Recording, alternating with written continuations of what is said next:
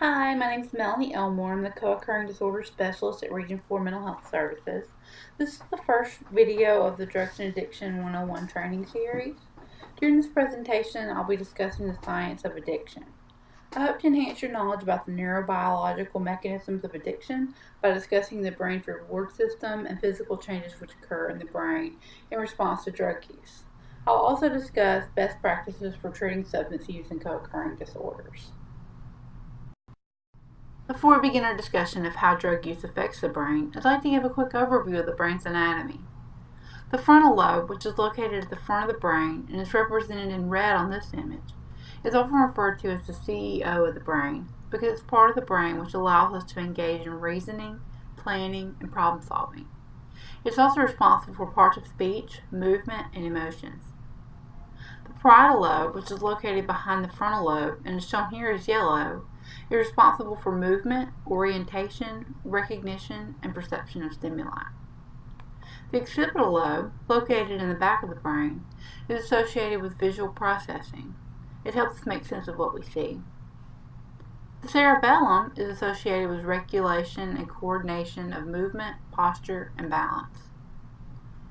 The brainstem is known as life support because it regulates heartbeat, breathing, and reflex. The temporal lobe is associated with perception and recognition of auditory stimuli, memory, and speech. Finally, the limbic system is a collection of structures including the amygdala and the hippocampus, which are responsible for emotion, the fight or flight response, the reward system, and conscience. All the brain structures are impacted by drug use. However, the limbic system is most important in explaining the neurobiology of addiction. The limbic system links together a number of brain structures that control and regulate our ability to feel pleasure. Feeling pleasure motivates us to repeat behaviors that are critical to our existence. The limbic system is activated by healthy, life-sustaining activities such as eating and socializing, but is also activated by drugs of abuse. In addition, the limbic system is responsible for our perception of other emotions, both positive and negative. This explains the mood-altering properties of many drugs. One pathway important to understanding the effects of drugs on the brain is called the reward pathway. The reward pathway involves several parts of the brain, some of which are highlighted in this image, and include the ventral tegmental area, the nucleus accumbens, and the prefrontal cortex. When activated by rewarding or aversive stimulus, information travels from the ventral tegmental area to the nucleus accumbens and then up to the prefrontal cortex. Brain cells communicate by sending a chemical called a neurotransmitter into the space between it and the next cell, which attaches to proteins called receptors on the receiving cell. Receptors send out an electrical signal which initiates a biochemical event within neurons which carry information to other parts of the body. When a person does something pleasurable, such as eating or having sex, the neurotransmitter dopamine is released in an event sometimes referred to as the pleasure circuit or the reward pathway. Some drugs, like marijuana and heroin, activate neurons because their chemical structures mimic that of a natural neurotransmitter. This similarity in structure fools receptors and allows the drug to attach onto and activate the neurons. You've probably heard of cannabinoid and opioid receptors in the brain. Often people argue that their presence must mean that these drugs are not harmful. Although these drugs mimic the brain's own chemicals, they don't activate neurons in the same way as natural neurotransmitters, and they lead to abnormal messages being transmitted throughout the network. Other drugs, such as amphetamine or cocaine, can cause the neurons to release abnormally large amounts of natural neurotransmitters or prevent the normal recycling of these brain chemicals. This disruption produces a greatly amplified message, which ultimately disrupts communication channels. Let's take a look at an example of how the reward pathway works with natural rewards. Most of us like donuts. They taste good and provide our body with calories which we need to survive, albeit too many calories when we eat them often. When we eat a donut, a bit of dopamine is released, causing us to perceive this as a pleasurable experience and encouraging us to eat more donuts at some point. In some cases, say you had a bad donut or had an allergic reaction to it, you may not perceive it as a pleasurable experience. Structures in the limbic system, which are responsible for the experience of pleasure, also respond to aversive stimuli, leading us to feelings of disgust and other negative emotions. Scientists sometimes say that drug use is something we learn to do very, very well. Similar to natural rewards, drugs work by acting on neurons to release high levels of dopamine. Dopamine levels are much higher with drug use than with natural rewards. When subdrugs of abuse are taken, they can release 2 to 10 times the amount of dopamine that natural rewards such as eating and sex do. They can also prevent the reuptake of dopamine, meaning that there's more dopamine available to the cells. The effect of such a powerful reward strongly motivates people to take drugs again and again. In response to high levels of dopamine released during drug use, the receptors begin to shut down. The brain adjusts to the overwhelming surges in dopamine and other neurotransmitters by producing less dopamine or by reducing the number of receptors that can receive signals. As a result, dopamine's impact on the reward circuit of the brain of someone who abuses drugs can become abnormally low, and that person's ability to experience any pleasure is reduced. This is why a person who regularly uses drugs may eventually feel flat, lifeless, and depressed, and they may become unable to enjoy things that were once pleasurable. Now, the person needs to keep taking drugs again and again just to try and bring his or her dopamine function back up to normal, which only makes the problem worse, like a vicious cycle. Also, the person will often need to take larger amounts of the drug to produce the familiar dopamine high, an effect known as tolerance. The reward system begins to expect the stimulation from drug use, and when people stop using, the reward system shuts down. Withdrawal symptoms also help to perpetuate the cycle of use. Avoiding unpleasant feelings or withdrawal while satisfying cravings leads to even stronger motives to continue using the drug.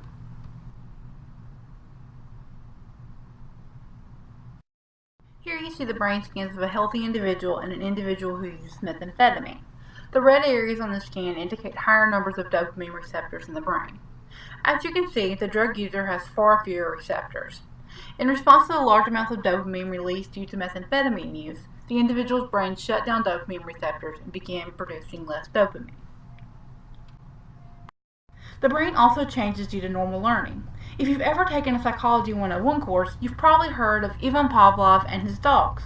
Dr. Pavlov was a Russian psychologist who is known for his work in classical conditioning. During an unrelated research study, Pavlov noticed that dogs would begin salivating when presented with food. Over time, when presented with the ringing of a bell, followed by presentation of food, the dogs began to associate the sound of the bell with food and began salivating when they heard the sound. This is a form of learning known as classical conditioning. Both humans and animals learn to associate environmental stimuli with a pleasurable or aversive experience. Let's go back to our donut example. As you already know, after we eat tasty food, like a donut, we activate our brain's reward circuit, which releases dopamine. In response, we begin to associate the donut with a pleasurable experience and will probably eat more donuts in the future. But the donut's not the only thing we remember. Much like Dr. Pavlov's dogs, we will eventually begin to associate environmental stimuli with our love for donuts. The donut shop, smells associated with donuts, and even the time of day when we typically eat them will lead to cravings. The same is true with drug addiction. Over time, the individual begins to associate external and internal stimuli with the pleasure they experience during and after drug use. Places associated with use, people they typically use with or get drugs from, and events and activities like holidays and sporting events become associated with drug use. Internal cues like certain emotions and stress can also become triggers for drug use. For example, if George usually smokes marijuana after a stressful day at work, he will begin to associate this in similar circumstances with his marijuana use. If he decides he wants to give up marijuana, he'll have to be particularly cautious on days where he experiences work-related stress. If we go back to our donut example, we can see that dopamine is released in response to anticipation of the reward. This leads to cravings. This is a result of classical conditioning and perpetuates the cycle of addiction. But classical conditioning is not the only form of learning that is important to understanding addiction. If we consider the role that withdrawal symptoms play in this continued cycle, we can understand that operant conditioning also takes place. Operant conditioning is defined as a form of learning through which the strength of a behavior is modified by reward or punishment. Both negative and positive reinforcement are experienced during addiction. Positive reinforcement occurs when a behavior is followed by a reward. After an individual uses a drug, they receive a reward in the form of a high. Negative reinforcement occurs when a behavior is followed by the removal of an aversive stimulus. When an individual experiences relief of withdrawal symptoms following drug use, they're likely to continue to use the drug to avoid the symptoms. It takes time and a great deal of work to reverse this learning. Addiction is a chronic, relapsing disorder. According to the National Institutes of Health, addiction is not unlike other diseases such as heart disease and diabetes. It is preventable and treatable, but without treatment, it can last a lifetime or even be fatal. These brain scans show that the brain does recover over time. In the center, you see a brain after 1 month of abstinence from methamphetamines. Compare that to the brain on the right, where you see how much the brain recovers after 14 months of abstinence.